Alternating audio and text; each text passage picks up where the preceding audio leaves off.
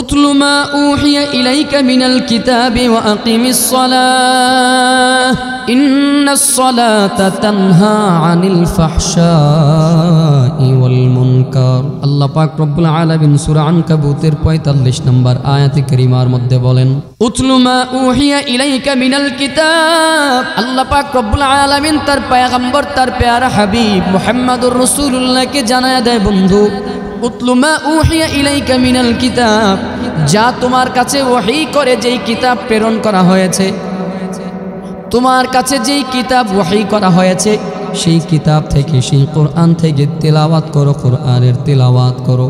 আল্লাহ পাক বলেন ওয়া আকিমিস সালাহ। এই আয়াতে কারিমার মধ্যে কোরআনের তেলাওয়াতের পাশাপাশি আল্লাহ তাআলা বলেন ওয়া আকিমিস সালাহ, নামাজ কায়েম করো।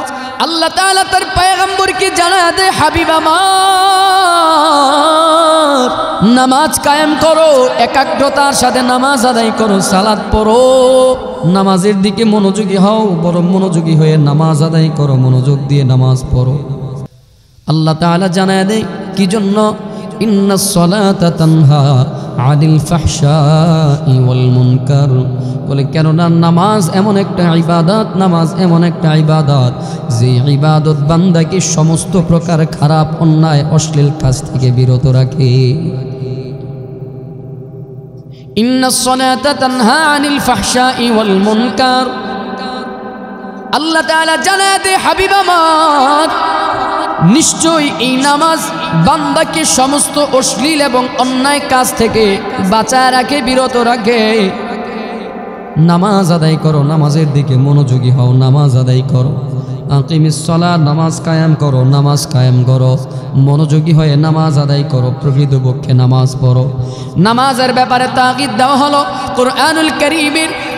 এই কুরআনুল কারীমের ৮২টা জায়গার মধ্যে আল্লাহ তাআলা নামাজের তাগিদ দিয়েছেন, নামাজ পড়ো।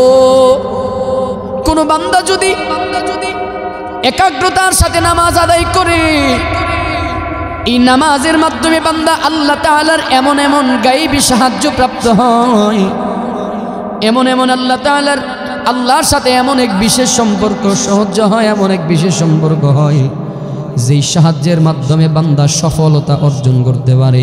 সেই সফলতা হোক চাই দুনিয়া চাই আখিরাত, আল্লাহর সম্পর্ক করার সাথে সাথে এই বান্দা দুনিয়া আখিরাতের সফলতা অর্জন করতে পারে।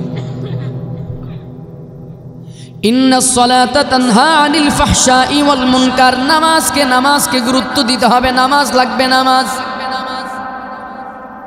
আল্লাহ পাক রব্বুল আলামিন আরেক আয়াতে কারিমার মধ্যে সূরা ফাতিরের ২৯ নম্বর আয়াতে কারিমার মধ্যে জানায় দেয়, ইন্নাল্লাযীনা ইয়াতলুনা কিতাবাল্লাহ ওয়া আকামুস সালাহ ওয়া আনফাকু মিম্মা রাযাকনাহুম সিররান ওয়া আলানিয়াতান ইয়ারজুনা তিজারাতান লান তাবুর।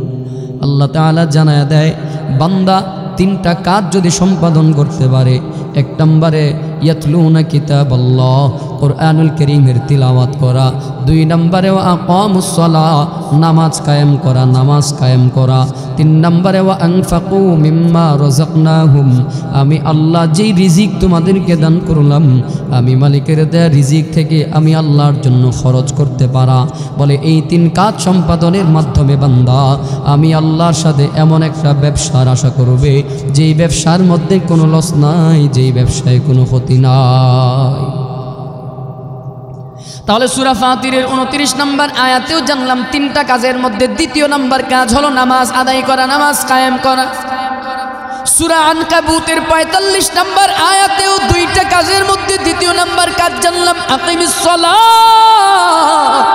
নামাজ কায়েম করো, নামাজ পড়ো। আল্লাহ পাক রব্বুল আলামিন কুরআনুল কারীমের আরো আয়াতের মধ্যে সূরা বাকারার ১৫৩ নম্বর আয়াতের মধ্যে বলেন, ইয়া আইয়ুহাল্লাযীনা আমানুস্তাঈনু বিস-সাবরি ওয়াস-সালাহ। হে বান্দা, হে ঈমানদারগণ, তোমরা আল্লাহর কাছে সাহায্য প্রার্থনা করো। ইস্তাঈনু বিস-সাবরি ওয়াস-সালাহ, আল্লাহর কাছে সাহায্য চাও নামাজ এবং ধৈর্যের মাধ্যমে, নামাজ এবং ধৈর্যের মাধ্যমে। তার মানে ইসলামে নামাজের গুরুত্ব বড় অপরিসীম, গুরুত্ব বড় অপরিসীম। ইসলামের মধ্যে নামাজের গুরুত্ব বড় দামি একটা জায়গা, নামাজের গুরুত্ব বড় অপরিসীম। রাসূলের হাদিসের দিকে যদি তাকাই, পয়গম্বর আকরাম সাল্লাল্লাহু আলাইহি ওয়াসাল্লামের হাদিস, হাদিসে জিবরিল, মুসলিম শরীফের প্রসিদ্ধ হাদিস, হাদিসে জিবরিলের মধ্যে পাওয়া যায় আল্লাহর একজন ফেরেশতা, হাদিসে জিবরিলের মধ্যে পাওয়া যায় জিবরাইল আলাইহিস সালাতু ওয়াস সালাম পয়গম্বরের কাছে এসে পয়গম্বরের কাছে বসলো, বলে পয়গম্বরের কাছে বসে জানতে চায়, ইয়া মুহাম্মদ আখবিরনি আনিল ইসলাম, ও পয়গম্বর ইসলাম কি? ইসলাম সম্পর্কে আমাকে একটু জানায় দেন, ইসলাম সম্পর্কে একটু জানতে চাই।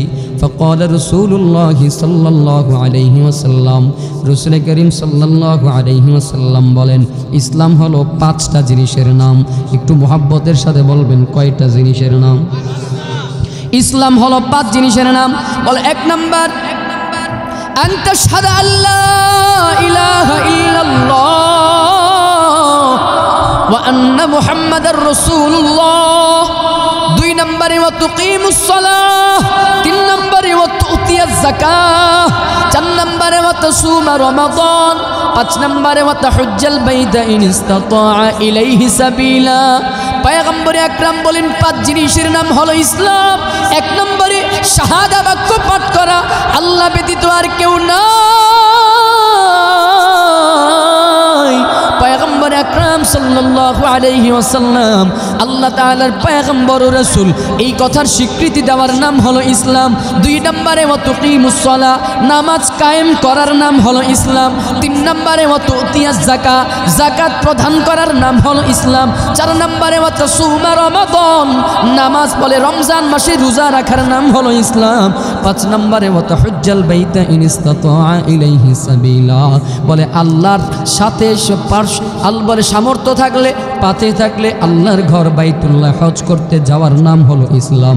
রাসূলের হাদিস থেকে জানতে পারলাম ঈমান আনয়ন করার পরে গুরুত্বপূর্ণ যে স্তম্ভ, সেই স্তম্ভের নাম হলো সালাত। আর এক হাদিসের দিকে তাকাইলে পাওয়া যায়, আন উমর বিন খাত্তাব রাদিয়াল্লাহু তাআলা আনহু قال سمعت رسول الله صلى الله عليه وسلم يقول بني الإسلام على 5 شهادة أن لا إله إلا الله وإقام الصلاة وإيتاء الزكاة। উমর বিন খাত্তাব রাদিয়াল্লাহু তাআলা আনহু থেকে বর্ণিত, তিনি বলেন, আমি পয়গম্বর আকরাম সাল্লাল্লাহু আলাইহি ওয়াসাল্লামকে বলতে শুনেছি, রাসূল বলেছেন ইসলামের বুনিয়াদ হলো 5টা, ইসলামের মূল স্তম্ভ হলো 5টা। বলে 1 নম্বরে শাহাদা বাক্য পাঠ করা, ঈমান আনয়ন করা, ঈমান আনয়ন করা। বলে 2 নম্বরে ঈমান আনয়ন করার পরে যেই কাজ, এটা হলো ইকামিস সালাত, নামাজ কায়েম করা, নামাজ কায়েম করা, নামাজ। এর জন্য একটু আদবের সাথে জানতে চাই, বলবেন নামাজের গুরুত্ব আছে না নাই? আরেকটু আসতে বলেন না, আরেকটু মহব্বতে জোরে বলেন দেখি। নামাজের গুরুত্ব বড় অপরিসীম। ঈমান আনয়ন করার পরেই নামাজের গুরুত্ব অপরিসীম। আবার দেখবেন এবার মাঝে মাঝে কেউ কেউ এদিক সেদিক বলবে, কেউ কেউ ব্যাখ্যা করতে চায় রাসূলের হাদিসকে অমান্য করিয়া, কেউ কেউ বলতে চায় ঈমান আনয়ন করার পরে নামাজের স্থান নয়, নামাজের জায়গা না, তারপরে নামাজের গুরুত্ব না, ঈমানের পরে নামাজের স্তম্ভ না, ঈমানের পরে নামাজের অধিকার বেশি নয়। বুঝাইতে চায় ভিন্ন কিছু, বলতে চায় ভিন্ন কিছু, বুঝাইতে চায় ভিন্ন কিছু।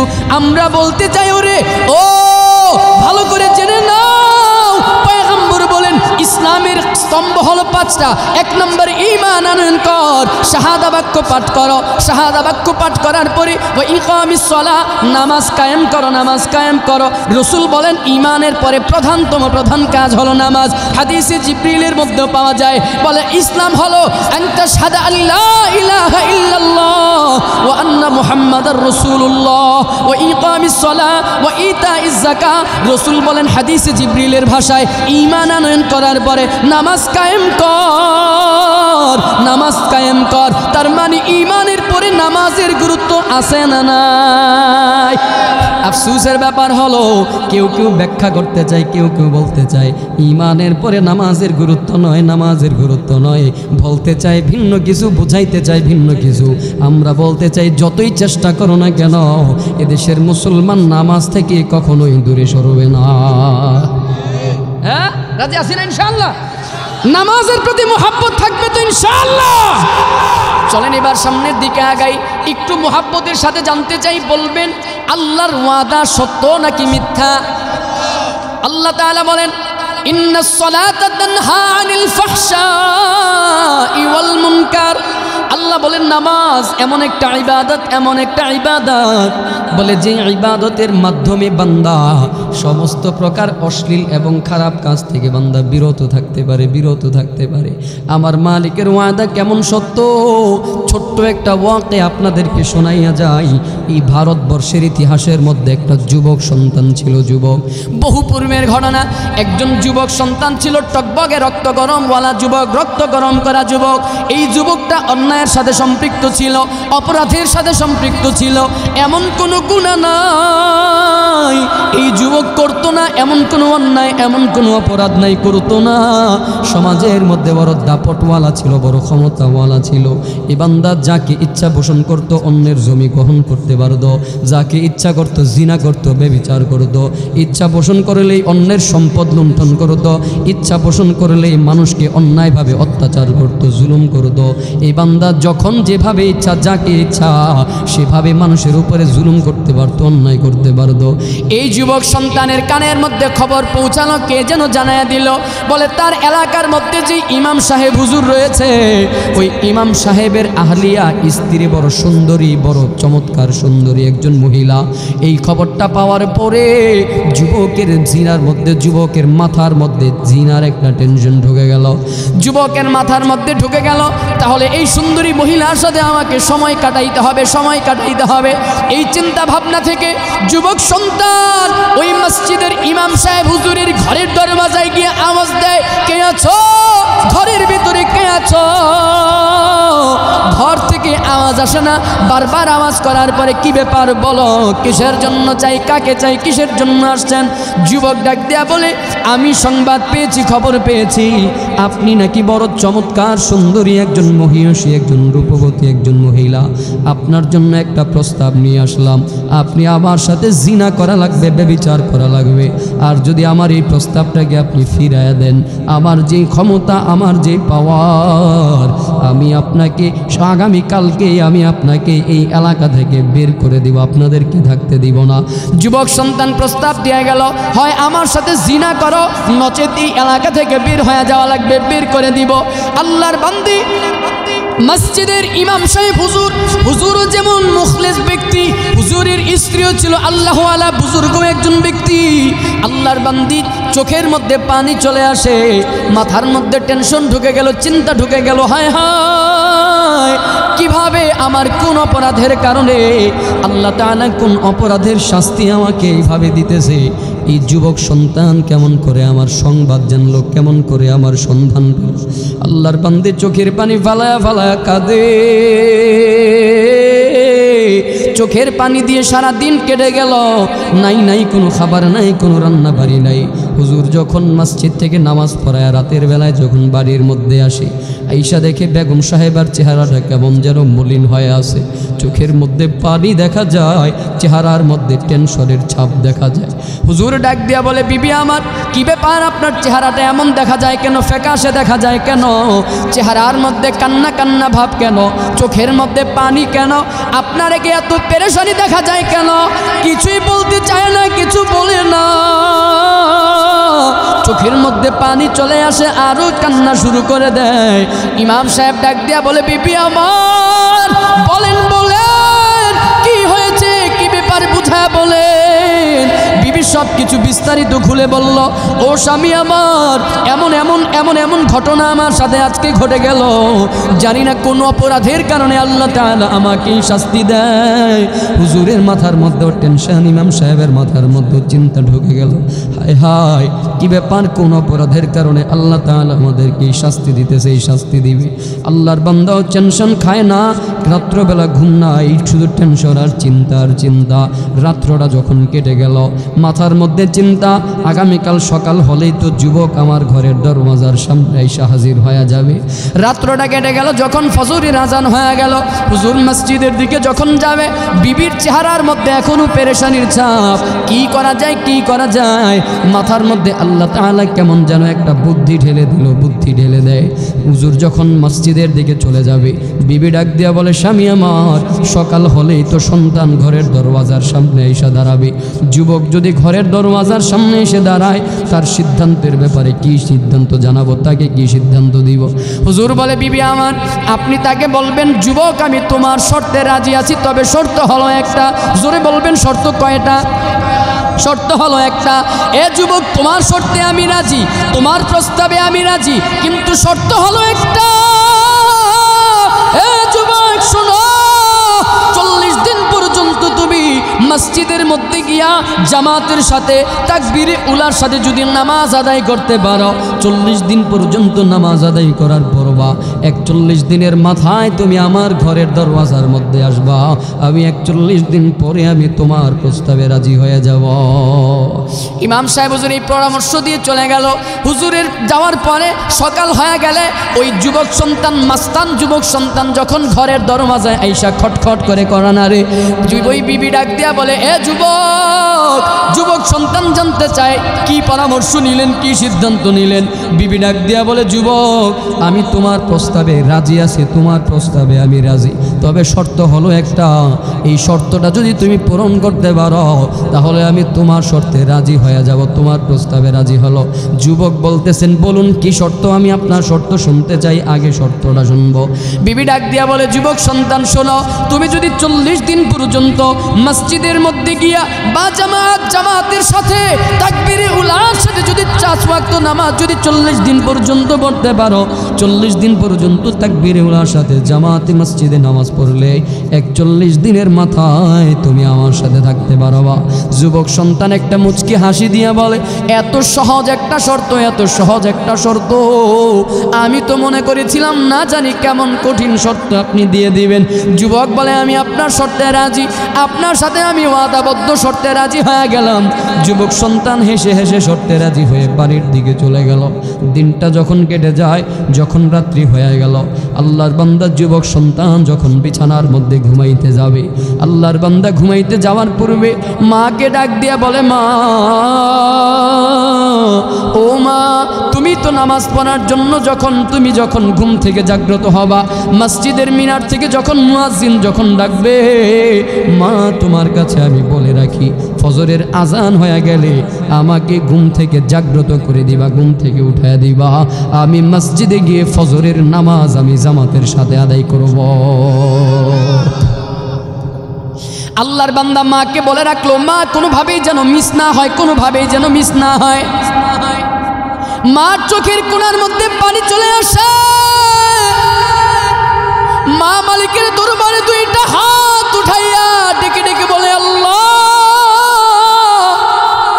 না জানি কোন আল্লাহর ওলির নজর আমার ছেলের দিকে পড়েছে,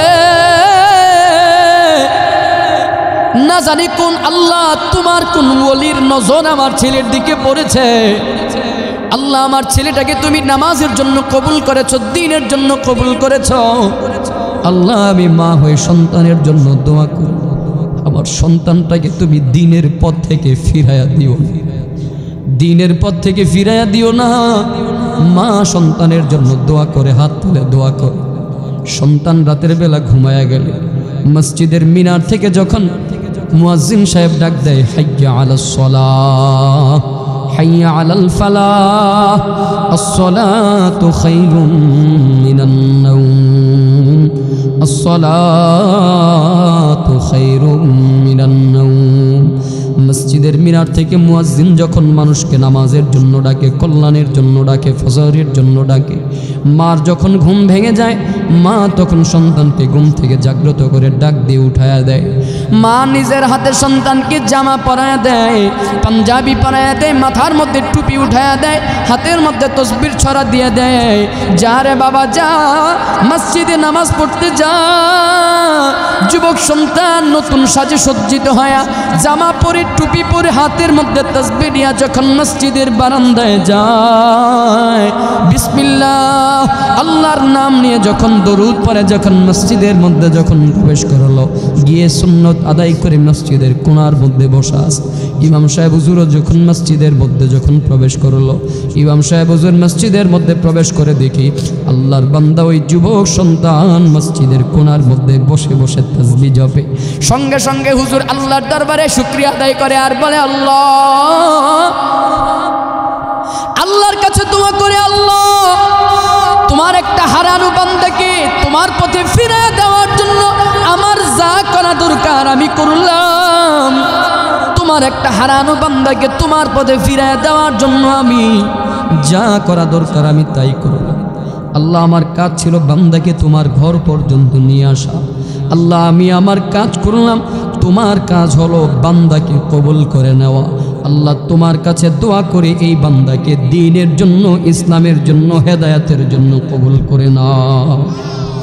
ইমাম সাহেবও দোয়া করে, ওইদিকে ইমাম সাহেবের স্ত্রীও আল্লাহর কাছে দোয়া করে, তাহাজ্জুদ পড়ে পড়ে দোয়া করে, আল্লাহ যুবককে তুমি হেদায়েতের রাস্তায় দিয়ে দাও, হেদায়েতের জন্য কবুল করে নাও।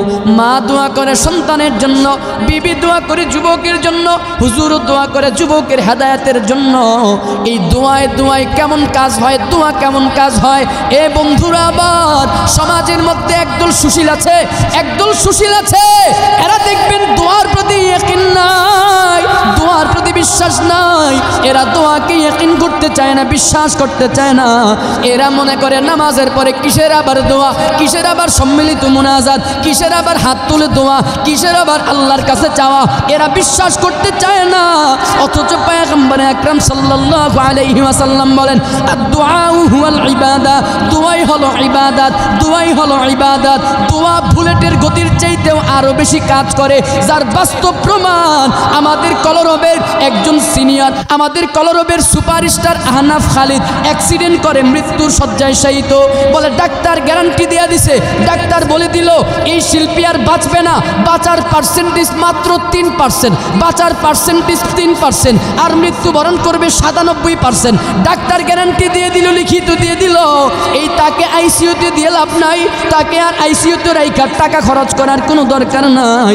এই বাঁচবে না, বাঁচবে না, বাঁচার পার্সেন্টেজ 3%, মৃত্যুবরণ করবে পার্সেন্টেজ 97% বলে এই গ্যারান্টি দেওয়ার পরেও সারা বাংলাদেশের মুসলমান, সারা বাংলাদেশের যুব সমাজ, লক্ষ লক্ষ আলেম, লক্ষ লক্ষ ছাত্র, লক্ষ লক্ষ হাফেজ আহনাফ খালিদের জন্য দোয়া করে। আমিও মাহফিলে মাহফিলে দোয়া করি। ওই দোয়ার বদৌলতে আলহামদুলিল্লাহ সুম্মা আলহামদুলিল্লাহ, আলহামদুলিল্লাহ, ওই আহনাফ খালিদ এখন অনেকটাই সুস্থ। ডাক্তার জানায়া দেয়, না না এখন আর মৃত্যুর আশঙ্কা নাই, এখন আর মৃত্যুর কোনো টেনশন নাই, মৃত্যুর ভয়টা কেটে গেছে। দোয়া করতে থাকেন, আস্তে আস্তে এ বান্দা সুস্থ হয়ে যাবে। একটু মুহাব্বতের সাথে বলবেন, দোয়ার পাওয়ার আছে না নাই? ইমাম সাহেব হুজুর দোয়া করে, মা সন্তানের জন্য দোয়া করে, বিবিও যুবকের জন্য দোয়া করে। দোয়া দোয়া করতে করতে আল্লাহ এই সন্তানকে এমনভাবে কবুল করে নিছে। এই বান্দা ফজরের নামাজ পড়িয়া যখন মসজিদ থেকে বের হয়ে গেল, অপেক্ষায় থাকে কখন জোহরের ওয়াক্ত হয়ে যাবে। জোহরের ওয়াক্তের জন্য অপেক্ষা করে। আজান হয়ে গেলে মসজিদে যায়, মসজিদে গিয়া তাকবীরে উলার সাথে জামাতে নামাজ আদায় করার পর এই বান্দা আবার বের হয়ে গেলে আসরের জন্য অপেক্ষা করে। আবার মসজিদে গিয়া আসরের নামাজ তাকবীরে উলার সাথে জামাতের সাথে আদায় করে। আসর পড়ার পরে মাগরিবের অপেক্ষা, মাগরিব আদায় করে আবার এশারের অপেক্ষা। এশারের নামাজ পড়ে রাতের বেলা ঘুমায়া যায়। মা সকালবেলা ফজরের টাইমে যখন জাগ্রত করে দেয়, মা তাকে জামা পড়ায়া দেয়। মসজিদে গিয়ে আবার ফজরের নামাজ, ফজরের পরে জোহর, জোহরের পরে আসর, আসরের পরে মাগরিব, ধারাবাহিকভাবে বান্দা নামাজ পড়তেছে, নামাজ কামাই দেয় না। একদিন, 2 দিন, 3 দিন, 4 দিন, এমন করতে করতে 40টা দিন পর্যন্ত যখন আবার হয়ে যায়, আল্লাহর বান্দা 40 দিন নামাজ পড়ার পরে এ আল্লাহর বান্দা যখন এশারের নামাজ পড়লো, 40 দিনের পরে ইমাম সাহেব হুজুর নামাজ পড়ে বসা, এই আল্লাহর বান্দাও নামাজ শেষ করে মসজিদের কোণার মধ্যে বসা, বৈশা বৈশা কি যেন বলে, চোখের পানি ফালায়া ফালায়া কাঁদে। সব মুসল্লিরা বের হয়ে গেল, কিন্তু এই যুবকটা আজকে আর মসজিদ থেকে বের হয় না। যুবকটা মসজিদের মধ্যে বসা, হুজুরের নামাজ শেষ হয়ে গেলে যুবকটা হুজুরের হাতের মধ্যে ধরে বলে, হুজুর আমাকে মাফ করে দেন। আল্লাহু আকবার বলেন না? বলে হুজুর আমারে মাফ করে দেন, অন্যায় করেছি, অপরাধ করেছি রে আল্লাহ, হুজুর আমারে মাফ করে দেন, আপনার সঙ্গে বেয়াদবি করেছি, আমি বুঝতে পারি নাই, আমি বুঝতে পারি নাই, আমাকে মাফ করে দেন। আমার মাওলা যদি আমাকে মাফ করে দেন, আমার মাওলা যদি আমাকে মাফ না করে, কোনো উপায় থাকবে না, কোনো উপায় থাকবে না, কোনো উপায় থাকবে না। হুজুর আপনার কাছে জানতে চাই, যেই অপরাধ আমি করলাম, যেই শাস্তি আমি করলাম, যেই অপরাধ আমি করলাম, যেই গুনাহ আমি করলাম, কত মানুষের সম্পদ আমি নষ্ট করেছি, হক আমি নষ্ট করি, কত মানুষের সাথে অন্যায় করেছি, অপরাধ করলাম। আপনার কাছে জানতে চাই, আমার মাওলা আমার গুনাহগুলোকে মাফ করবে কিনা? ডাক দিয়ে বলে, রে যুবক, লা তাকনাতু মির রাহমাতিল্লাহ, আল্লাহর রহমত থেকে দূরে সরে যাইস না, দূরে সরে যাইস না। এই বান্দা তোর গুনাহ কি পরিমাণ হয়েছে, তোর গুনাহ কি পাহাড় সম পরিমাণ হয়ে গেছে। আল্লাহ বলেন, লা তাকনাতু মির রাহমাতিল্লাহ, আল্লাহর রহমত থেকে দূরে সরে যাইস না, দূরে সরে যাইস না। এ বান্দা তোর গুনাহ কি পরিমাণ হয়েছে, তোর গুনাহ কি আসমান সম পরিমাণ হয়ে গেছে। আল্লাহ বলেন, লা তাকনাতু মির রাহমাতিল্লাহ, এ বান্দা আল্লাহর রহমত থেকে দূরে সরে যাইস না। বান্দা তোর গুনাহ যদি আসমান সম পরিমাণ হয়, আমার মাওলার রহমতের দরওয়াজা কিন্তু তার চাইতে বড়।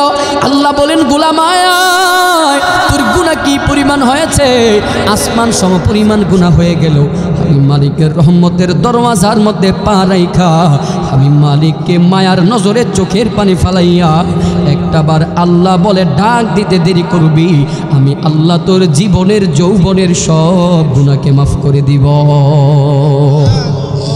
এরে বন্ধুরা আমার, যেটা বুঝাতে চেয়েছিলাম, নামাজের এমন পাওয়ার, দোয়ার এমন পাওয়ার, নামাজের এমন পাওয়ার। আল্লাহ তাআলা বলেন, ইন্নাস সালাতা তানহা আনিল ফাহশাই ওয়াল মুনকার। বলে বান্দা, এই নামাজ এমন দামি একটা ইবাদত, নামাজ এমন গুরুত্বপূর্ণ একটা ইবাদত, নামাজ এমন একটা পাওয়ারফুল ইবাদত, এমন একটা ইবাদত, নিশ্চয়ই এই নামাজের উসিলায় এই নামাজ বান্দাকে সমস্ত প্রকার আপদ বিপদ, এই বান্দাকে সমস্ত প্রকার অন্যায় অপরাধ, সমস্ত ধরনের অশ্লীল কাজ থেকে নামাজ বান্দাকে হেফাজত করে। নামাজ হেফাজত করে মতলব হলো নামাজের তো শক্তি নাই, আল্লাহ হেফাজত করেন নামাজের মাধ্যমে, আল্লাহ হেফাজত করেন নামাজের মাধ্যমে। আল্লাহ তাআলা বান্দাকে হেফাজত করে, বান্দাকে হেফাজত করে। এর বন্ধুরা আমার, একটা হাদিস শোনা যায়, عن أبي هريرة رضي الله تعالى عنه قال قال رسول الله صلى الله عليه وسلم। মুসলিম শরীফের বড় একটা হাদিস, লম্বা একটা হাদিস, আবু হুরায়রা রাদিয়াল্লাহু তাআলা আনহু থেকে বর্ণিত। তিনি বলেন, রাসূল করিম সাল্লাল্লাহু আলাইহি ওয়াসাল্লাম বলেছেন, ইন্না আউওয়ালা মা ইউহাসাবু বিহিল আবদু ইয়াউমাল কিয়ামাহ। বলে কিয়ামতের ময়দানে আল্লাহ পাক রব্বুল আলামিন বান্দার যে হিসাব নেবেন, সেই হিসাবটা হবে নামাজের হিসাব। আল্লাহর পয়গম্বর বলেন, ইন্না আউওয়ালা মা ইউহাসাবু বিহিল আবদু ইয়াউমাল কিয়ামাতি মিন আমালিহি সালাতুহু। বলে আল্লাহ তাআলা কিয়ামতের ময়দানে বান্দার উপরে সর্বপ্রথম যে হিসাবটা নেবেন, ওই হিসাবটা হবে নামাজের হিসাব, নামাজের হিসাব।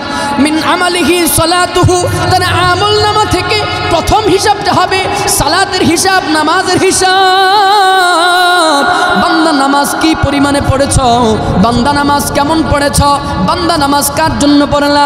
আল্লাহ তাআলা পয়গম্বর এই হাদিসের মধ্যে জানায়া দেয়, এই হাদিসের শেষের দিকে বলে, আল্লাহ পাক রব্বুল আলামিন যখন বান্দার নামাজের হিসাব নিবে, ওই নামাজের হিসাব নেওয়া অবস্থায় আল্লাহ যখন দেখবে বান্দার এই নামাজের ফরজ ইবাদতের মধ্যে ঘাটতি পাওয়া যায়, আল্লাহ যখন দেখবে এই তার নামাজের ফরজ ইবাদতের মধ্যে গ্যাপ পাওয়া যায়, ঘাটতি দেখা যায়, আল্লাহ তাআলা তখন ফেরেশতাদেরকে বলবে, ফেরেশতার দলেরা দেখো এই বান্দার কোনো নফল ইবাদত পাওয়া যায় কিনা, এই বান্দার আমল নামায় কোনো নফল ইবাদত পাওয়া যায় কিনা দেখো।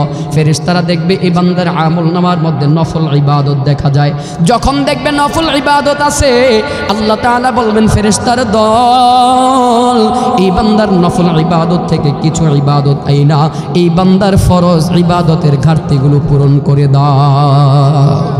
আল্লাহ তাআলা বলবেন এই বান্দার নফল ইবাদত দিয়ে ফরজের ঘাটতিগুলো পূরণ করে দাও। আল্লাহ তাআলা এইভাবে ফরজের ইবাদত করে নামাজের হিসাবটা নেবেন। পয়গম্বর বলেন এই হাদিসের শেষের অংশে বলেন কোনো বান্দা যদি নামাজের হিসাবটা যদি সঠিকভাবে আদায় করে সঠিকভাবে দিয়ে দেয়, এই বান্দা যদি নামাজের হিসাবটা যদি সহজভাবে দেয় আল্লাহ তাআলা এই বান্দার বাকি হিসাবগুলো সহজ করে দিবেন, সাহাল করে দিবেন। এই বান্দা নামাজের হিসাবটা ভালোভাবে দিতে পারলে, সহজভাবে দিতে পারলে এই বান্দার বাকি ইবাদতের হিসাবটাও সহজ হয়ে যাবে। আর আল্লাহু আকবার, আল্লাহ মাফ করুন, যেই বান্দার নামাজের হিসাবের মধ্যে গরমিল হয়ে যাবে, যেই বান্দার নামাজের হিসাবের মধ্যে বাঁশ ঢুকে যাবে, যেই বান্দার নামাজের হিসাবের মধ্যে এদিক সেদিক হয়ে যাবে, এলোমেলো হয়ে যাবে, আল্লাহর কসম রাসূল বলেন এই বান্দার বাকি আমল নামার হিসাবও এলোমেলো হয়ে যাবে। এজন্য নামাজটাকে হেফাজত করতে হবে। এজন্যই আল্লাহ পাক বলেন আকিমিস সালাহ উতলু মা উহিয়া ইলাইকা মিনাল কিতাব। আকিমিস সালাহ, নামাজকে একাগ্রতার সাথে নামাজ পড়ো, একাগ্রতার সাথে সালাত আদায় করো। একাগ্রতার সাথে যদি নামাজ আদায় করা যায়, আল্লাহর জন্য যদি নামাজ আদায় করা যায়, আল্লাহর জন্য যদি আমল করা যায়, আল্লাহর জন্য যদি ইবাদত করা যায়, আল্লাহর জন্য যদি একটা সেজদাও যদি আল্লাহর জন্য দেওয়া যায়, পয়গম্বর আকরাম সাল্লাল্লাহু আলাইহি ওয়াসাল্লাম বলেন ক্বালা রাসূলুল্লাহ সাল্লাল্লাহু আলাইহি ওয়াসাল্লাম সিজদাতুন ওয়াহিদাতুন খায়রুম মিনাদ দুনিয়া ওয়া মা ফিহা। বলে একটা সেজদার দাম আল্লাহর কাছে তামাম দুনিয়া এবং দুনিয়ার মধ্যে যা কিছু আছে এই সব কিছুর চাইতে একটা সেজদার দাম অনেক বড়। এজন্য নামাজ বড় দামি একটা ইবাদত। এরে বন্ধুরা আমার, আল্লাহ তাআলা বিচার দিবসে যখন বিচারের কার্যক্রম শুরু করে দিবে আর 10টা মিনিট সময় দিবেন, আলোচনা শেষ, কষ্ট হবে না তো? আরো একটা হাদিস শোনায়া যায়, ছোট্ট একটা হাদিস আপনাদেরকে শোনাই, তারপরে আলোচনার শেষের দিকে চলে যাব। আন জাবির রাদিয়াল্লাহু তাআলা আনহু قال قال رسول الله صلى الله عليه وسلم إن بين الرجل وبين الشرك والكفر ترك الصلاة। জাবির রাদিয়াল্লাহু তাআলা আনহু থেকে বর্ণিত, রাসূল করিম সাল্লাল্লাহু আলাইহি ওয়াসাল্লাম বলেন, মুসলিম শরীফের হাদিস 149 নম্বর হাদিস, পয়গম্বর আকরাম সাল্লাল্লাহু আলাইহি ওয়াসাল্লাম বলেন ইন্না বাইনার রজুলি ওয়া বাইনাল কুফরি ওয়াশ শিরকি তারাকাস সালাহ। নিশ্চয়ই বান্দা এবং শিরকের মাঝে, কুফর যারা করে, শিরিক যারা করে, তাদের মাঝে আর আল্লাহর বান্দাদের মাঝে পার্থক্য হচ্ছে নামাজ, পার্থক্য হলো সালাত। যারা আল্লাহর বান্দা এরা নামাজ আদায় করে, আর যারা কুফরি করে, যারা শিরিক করে এরা নামাজ আদায় করে না। তার মানে হলো যারা নামাজ ছেড়ে দেয়, এরা আল্লাহর সাথে কুফরি করে, এরা আল্লাহর সাথে কুফরি করে, এরা কুফরের সাথে শিরিক করে, এরা কুফরের সাথে সম্পৃক্ত হয়ে যায়। ইচ্ছাকৃতভাবে নামাজ ছেড়ে দেওয়া মানে হলো আল্লাহর সঙ্গে কুফরি করার সমতুল্য। নামাজ ছাড়া যাবে না। এর জন্য দেখবেন সমাজের মধ্যে নামাজই পাওয়া যায়, মাঝে মাঝে দেখবেন সাপ্তাহিক নামাজই পাওয়া যায়, শুধুমাত্র শুক্রবার আসলে নামাজ।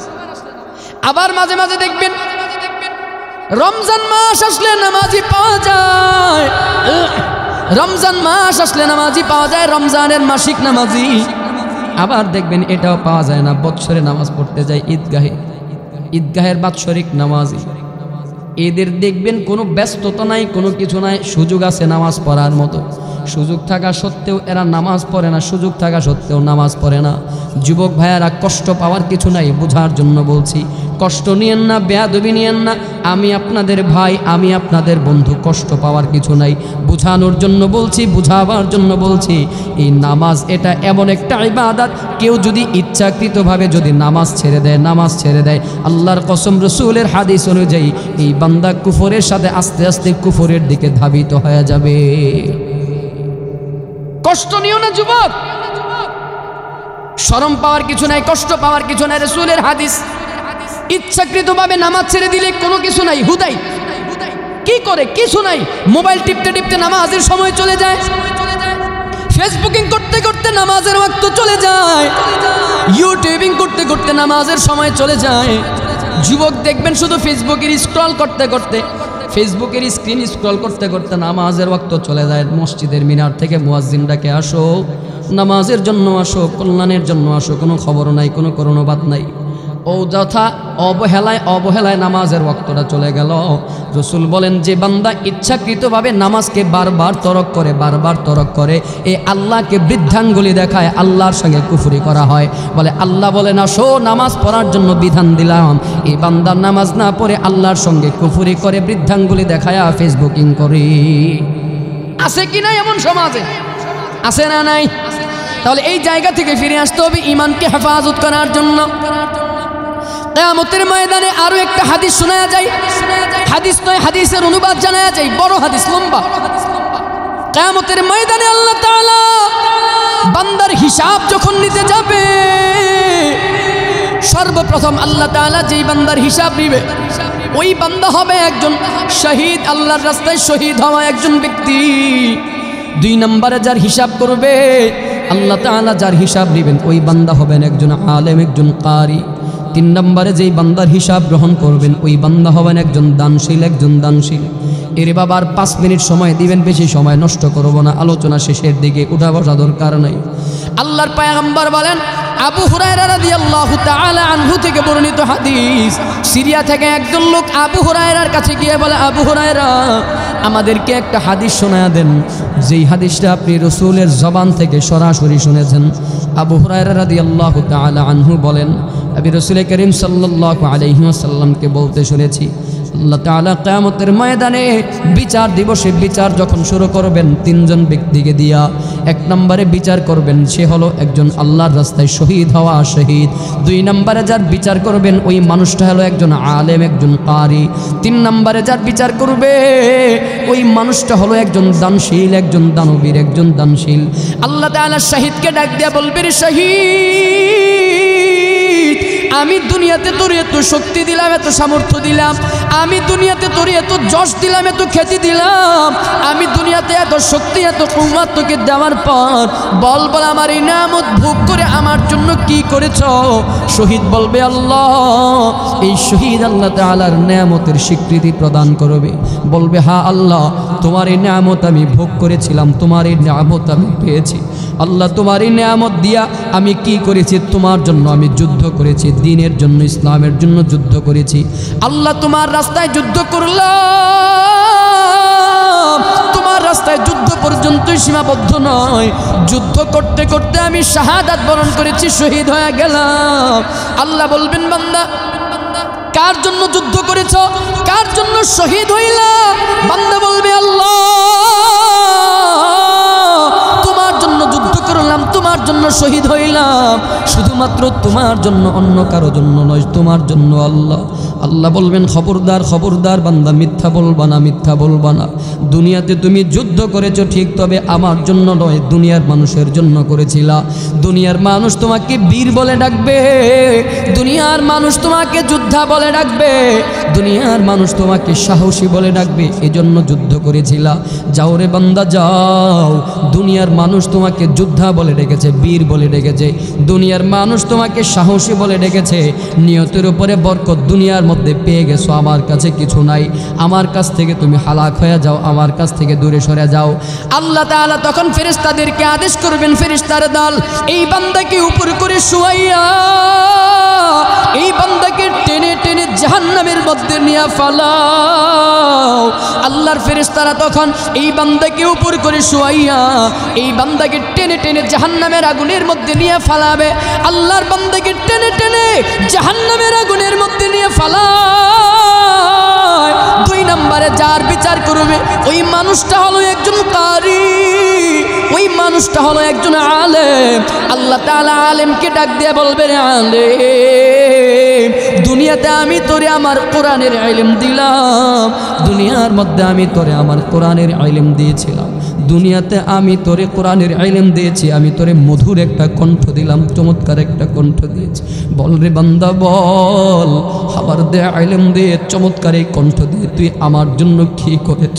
বান্দা বলবে, আল্লাহ তোমার দে ইলম দিয়ে আমি মানুষের কাছে কোরআনের বাণী পৌঁছে দিয়েছি, তোমার কথা তোমার দেয়া কণ্ঠ দিয়ে আমি কোরআনের তিলাওয়াত করেছি। আল্লাহ তোমার দেয়া কণ্ঠ দিয়ে আমি মানুষের কাছে কোরআন তেলাওয়াত করে করে শোনাইতাম, মানুষের কাছে কোরআনের ইলম আমি প্রচার করেছি, মানুষের কাছে কোরআনের ইলম প্রচার করেছি। আল্লাহ জানতে চাইবে, রে আলেম কারি কার জন্য করেছ? বান্দা বলবেন, লিল্লাহি রাব্বিল আলামিন, আল্লাহ তোমার জন্য করলাম, তোমার জন্য করলাম। আল্লাহ বলবেন, খবরদার বান্দা মিথ্যা বলিস না, মিথ্যা বলবি না, বান্দা মিথ্যা বলবি না। দুনিয়াতে কোরআনের তিলাওয়াত করেছো ঠিক, মানুষকে তিলাওয়াত শোনাইছো ঠিক, মানুষের কাছে কোরআনের ইলম প্রচার করেছো ঠিক, আমার জন্য নয়। দুনিয়ার মানুষ তোরকে আলেম বলে ডাকবে, কারি বলি ডাকবে। এর জন্য তুই মানুষের কাছে কোরআনের ইলম প্রচার করছিলা, মানুষের কাছে কোরআন তেলাওয়াত করে করে শোনাইতে, দুনিয়ার মানুষ তোকে আলেম বলে ডাকবে, কারি বলে ডাকবে। এরে বান্দা যাও যাও, দুনিয়ার মানুষ তোমাকে বড় হুজুর বলে ডেকেছে, মুহতামিম বলে ডেকেছে, আলেম বলে ডেকেছে, তোরে বড় বক্তা বলে ডেকেছে, তোরে বড় কারি বলে ডেকেছে, তোরে বড় হুজুর বলে ডেকেছে, বড় খতিব বলে সম্বোধন করেছে। খতিব বলে ডাকলে খুশি হতা, বক্তা বলে ডাকলে খুশি হতা, আলেম বলে ডাকলে খুশি হইতা, মুহতামিম বলে পরিচালক বলে ডাকলে বান্দা তুই খুশি হইতা। দুনিয়ার মানুষ তোকে তোর নিয়তের উপরে তোকে বরকত আমি আল্লাহ দিয়ে দিস। যাও যাও, দুনিয়ার নিয়তের উপরে বরকত দুনিয়ার মধ্যে পেয়ে গেছো, আমার দরবারে কিছু নাই, আমার দরবার থেকে তুমি হালা। আল্লাহ বলবেন, ফেরেশতাদেরকে আদেশ করবে, হ্যাঁ ফেরেশতার দল, আবার এই বান্দাকে উপর করে শুয়াইয়া এই বান্দাকে টেনে টেনে জাহান্নামের মধ্যে নিয়ে পাঠাও। আল্লাহর ফেরেশতারা তখন এই বান্দাকে উপর করে শুয়াইয়া ওই কারি ওই আলেমকে টেনে টেনে টেনে টেনে জাহান্নামের মধ্যে নিয়ে ফালাবে। আল্লাহর ফেরেশতারা তখন তাকে টেনে টেনে জাহান্নামের মধ্যে নিয়ে ফালাবে, জাহান্নামের মধ্যে নিয়ে নিক্ষেপ করবে। আল্লাহ তাআলা 3 নম্বরে যার বিচার করবেন ওই মানুষটা হলো একজন দানবীর, একজন দানশীল। আল্লাহ তাআলা দানবীরকে ডাক দিয়ে বলবে, রে দানবীর, দুনিয়াতে আমি তোরে এত সম্পদ দিলাম, দুনিয়াতে আমি তোরে এত অর্থ দিলাম, এত যশ খেতে দিলাম, বল বল আমার এই সম্পদ এই অর্থ তুই কার জন্য ব্যয় করেছ, কি করেছ? ওই দানবীর বলবে, আল্লাহ তোমার দেয়া অর্থ তোমার দেয়া সম্পদ আমি তোমার জন্য ব্যয় করেছি। আল্লাহ আমি আত্মীয়তার হক রক্ষা করেছি, প্রতিবেশীর হক আমি রক্ষা করলাম। আল্লাহ তোমার দেয়া সম্পদ আমি তোমার রাস্তায় ব্যয় করলাম। আল্লাহ এমন কোনো জায়গা নাই, এমন কোনো খাত নাই যেই খাতে ব্যয় করলে তুমি খুশি হবা না। আয় আল্লাহ তোমার খুশির জন্য আমি তোমার প্রতিটা খাতের মধ্যে ব্যয় করলাম। আল্লাহ আমি মসজিদে দান করেছি, আল্লাহ আমি মাদ্রাসায় দান করেছি, আল্লাহ আমি এতিমখানায় দান করেছি, আল্লাহ আমি গরিব দুঃখীর পিছনে দান করলাম, আল্লাহ আমি মানুষের পিছনে ব্যয় করেছি, মানুষের পিছনে দান করেছি। আল্লাহ আমি সমাজ উন্নয়নের জন্য দান করেছি, আমি দেশের জন্য দান করেছি, কল্যাণের জন্য দান করেছি। আল্লাহ বলবেন, বান্দা এগুলো কার জন্য করেছো, কার জন্য করলাম? বান্দা বলবে, লিল্লাহি রাব্বিল আলামিন, আল্লাহ তোমার জন্য করলাম, তোমার জন্য করেছি। আল্লাহ বলবেন, খবরদার বান্দা মিথ্যা বলবি না, মিথ্যা বলবি না। এরে বান্দা তুই দুনিয়াতে দান করেছো ঠিক, তবে আমার জন্য নয়। দুনিয়ার মানুষ তোকে দানবীর বলে ডাকলে বান্দা তুই খুশি হইতা, দানবীর বলে না ডাকলে বান্দা তুমি বেজার হয়ে যাইতা। মানুষ তোকে দানশীল বলে ডাকলে বান্দা তুই খুশি হতা, দানবীর না ডাকলে বান্দা তুমি বেজার হতা। যারে গোলাম যাও, দুনিয়ার মানুষ তোকে বড় দানবীর ডেকেছে, বড় দানশীল বান্দা ডেকেছে। আমার দরবারে কিছু নাই, আমার দরবার থেকে হালাক হয়ে যাবে। আল্লাহ তখন ফেরেশতাদেরকে আদেশ করবে, রে ফেরেশতার দল, আমার এই বান্দাকে উপর করে শুয়াইয়া টেনে টেনে জাহান্নামের মধ্যে নিয়ে ফালাও। আল্লাহর ফেরেশতারা তখনই বান্দাকে উপর করে শুয়াইয়া টেনে টেনে হেচড়ায় হেচড়ায় জাহান্নামের আগুনের মধ্যে নিয়ে ফালাও। এরে বন্ধুরা, আবার আল্লাহ তাআলা এরপরে বিচার করবে। যারা নামাজি ছিল ডাক দিয়া বলবে, নামাজ দুনিয়াতে নামাজ পড়েছো? বলে হ্যাঁ আল্লাহর নামাজ পড়লাম। কার জন্য? মালিক তোমার জন্য। যারা দুনিয়ার মানুষকে দেখাবার জন্য নামাজ পড়েছে এরাও বলবে আল্লাহ তোমার জন্য পড়লাম। আল্লাহ বলবেন, বান্দা আমার জন্য যদি পড়ে থাকো আমাকে একটা সেজদা করে দেখাও, একটা রুকু করে দেখাও। যেই বান্দা মানুষকে দেখাবার জন্য নামাজ পড়তো, যেই বান্দা মানুষকে দেখাবার জন্য রুকু করত, যেই বান্দা মানুষকে দেখাবার জন্য সেজদা করত, যেই বান্দা মানুষের জন্য আমল করেছে, ওই বান্দা যখন ওই হাসরের ময়দানে আল্লাহর আদেশ প্রাপ্ত হয়, ওই বান্দা বলবে একটাই তো সেজদা, একটাই তো রুকু। একটা সেজদা করার জন্য বান্দা তখন হাজারো চেষ্টা করবে, হাজারো চেষ্টা করবে। আল্লাহর কসম, বান্দা যতই চেষ্টা করুক না কেন এই বান্দা তখন আর কোনো সেজদা আর কোনো রুকু করতে পারবে না।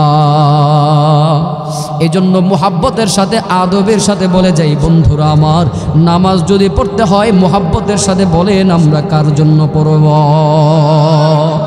আল্লাহ পাক রব্বুল আলামিন তার পয়গম্বরকে শিখায়া দেয়, কুল হে নবী আপনি বলুন, ইন্না সালাতি ওয়া নুসুকি ওয়া মাহইয়ায়া ওয়া মামাতি লিল্লাহি রাব্বিল আলামিন। হে নবী আপনি বলে দেন, আমার নামাজ, আমার কুরবানি, আমার ইবাদত, আমার বন্দিগি, ওয়া মাহইয়ায়া ওয়া মামাত, আমার জীবন, আমার মরণ, এই সব কিছু হবে শুধুমাত্র কেবলমাত্র আল্লাহর জন্য। একটু মুহাব্বতের সাথে আবারও জানতে চাই, জীবনে যতটুকু আমল করব, যতটুকু ইবাদত করব, এই ইবাদত হবে একমাত্র কার জন্য? রাজি আছি তো ইনশাআল্লাহ? ইনশাআল্লাহ নিয়ত পাক্কা, ওয়াদা, ওয়াদা ইনশাআল্লাহ। একটু বলেন না ওয়াদা ইনশাআল্লাহ। আজকের পর থেকে বলেন ইনশাআল্লাহ, আজকের পর থেকে যতটুকু আমল করব একবারে নিয়ত করেন, পাক্কা ইরাদা করেন, পাক্কা নিয়ত করেন, আজকের পর থেকে যতটুকু আমল করব, যতটুকু ইবাদত করব, চাই এক ওয়াক্ত নামাজ, চাই একটা রোজা, চাই 1 টাকা দান করব, চাই একবার আল্লাহকে ডাক দিব, চাই একটু তেলাওয়াত করব, যতটুকু ইবাদত করব ততটুকুর পিছনেই সন্তুষ্টি খুঁজব একমাত্র ইনশাআল্লাহ। ইনশাআল্লাহ। ছোট্ট আরেকটা মাসলা জানায়া যায়, কোন বান্দা যদি মানুষকে দেখাবার জন্য একটা সেজদা করে, কেউ যদি মানুষকে দেখাবার জন্য ইবাদত করে, গোলামি করে, বন্দিগি করে, রাসূলের একটা হাদিস, পয়গম্বর আকরাম সাল্লাল্লাহু আলাইহি ওয়াসাল্লাম সাহাবায়ে কেরামদেরকে বলতেছেন,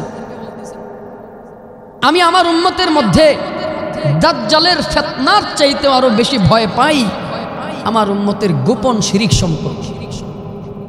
সাহাবায়ে কেরাম জানতে চাইলেন, পয়গম্বর গোপন শিরিক এটা আবার কি? রাসূল বললেন, গোপন শিরিক হলো বান্দা যখন সালাতের মধ্যে দাঁড়াবে, বান্দা যখন নামাজের মধ্যে দাঁড়াবে, ওই সময় বান্দা নামাজ আদায় করবে কেমনে? একেবারে তার তিলের সাথে, খুশু হুজুর সাথে, একেবারে চমৎকার ধীরস্থির ভাবে নামাজ পড়বে, রুকু করবে দেরি করবে, সেজদা করবে দেরি করবে, কেরাত পড়বে দেরি করবে, বান্দা তার তিলের সাথে নামাজ পড়বে। আর এই বান্দা যখন গোপনে নামাজ পড়বে, ও বান্দা তখন সেজদায় তাড়াহুড়া, রুকুতে তাড়াহুড়া, কেরাতে তাড়াহুড়া, মানে কোনো রকম দায় সারামুক্ত নামাজ পড়বে। তার মানে হলো বান্দা যখন একা একা নামাজ পড়বে 2 রাকাতে 4 রাকাত কমপ্লিট, আর বান্দা যখন মানুষের সামনে নামাজ পড়বে তার তিলের সাথে লম্বা রুকু, লম্বা সেজদা, লম্বা কেরাত, এভাবে নামাজ পড়বে।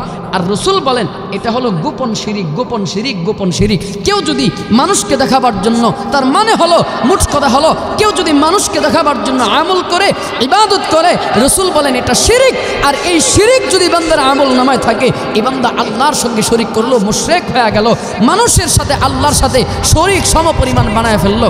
আর যে বান্দা এই কাজ করবে, এই বান্দাও জান্নাতে যেতে পারবে, জান্নাতে যেতে পারবে।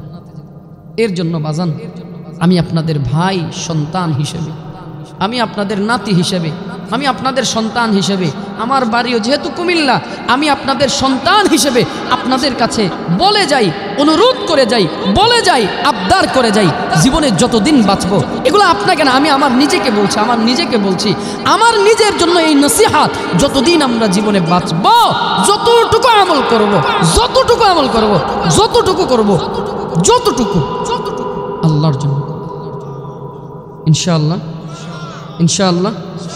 قال رسول الله صلى الله عليه وسلم, রসুল করিম সাল্লাল্লাহু আলাইহি ওয়াসাল্লাম বলেন, আখলিস দীনাকা ইয়াকফিকাল আমালুল কলিল।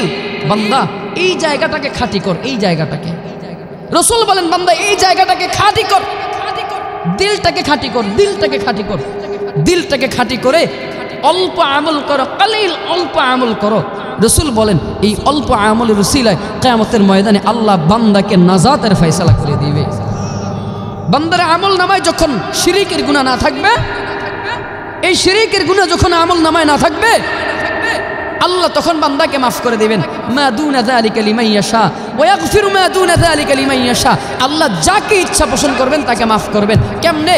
আমল নামায় যদি শিরিকের গুনাহ না থাকে, লা ইয়াগফিরু আন ইউশরাকা বিহি, আল্লাহ শিরিকের গুনাহকে মাফ করে না, শিরিকের গুনাহকে মাফ করবে না। এই শিরিকের গুনাহ ব্যতীত যাকে ইচ্ছা তাকে মাফ করে দিবে।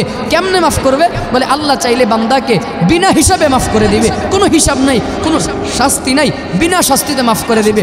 অথবা আল্লাহ চাইলে বান্দাকে শাস্তি দিয়ে মাফ করবে, অথবা আল্লাহ চাইলে বান্দাকে রসুলের সুপারিশের উসিলা মাফ করবে, অথবা আল্লাহ চাইলে বান্দাকে এই কোরআনের সুপারিশে মাফ করবে, অথবা আল্লাহ চাইলে বান্দাকে কোনো না কোনো একটা সামান্য থেকে সামান্য আমলের উসিলা দিয়ে দিয়ে মাফ করবে।